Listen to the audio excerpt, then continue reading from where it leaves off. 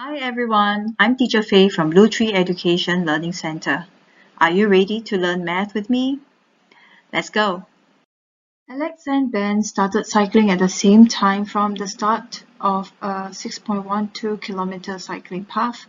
Both did not change their speeds from the start to finish.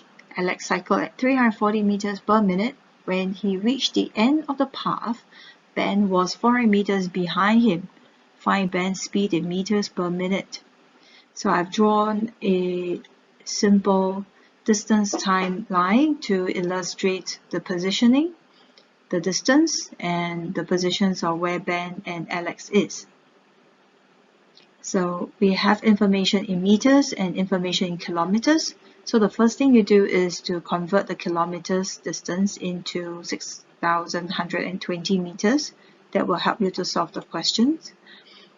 So Alex speed is given at 340. In order to find the time taken, we'll take distance divided by speed to give you the time of 18 minutes, which would mean that when Alex had completed the race at 18 minutes, Ben is at this same position at 18 minutes, but 450 meters behind.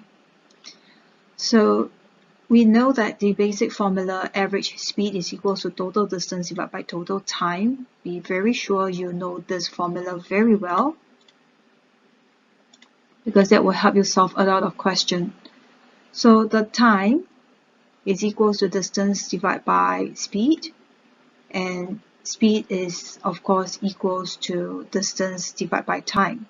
So that is why we take distance of 6,120 minus 450 to divide by the 18 minutes to find Ben's speed at 315 meters per minute.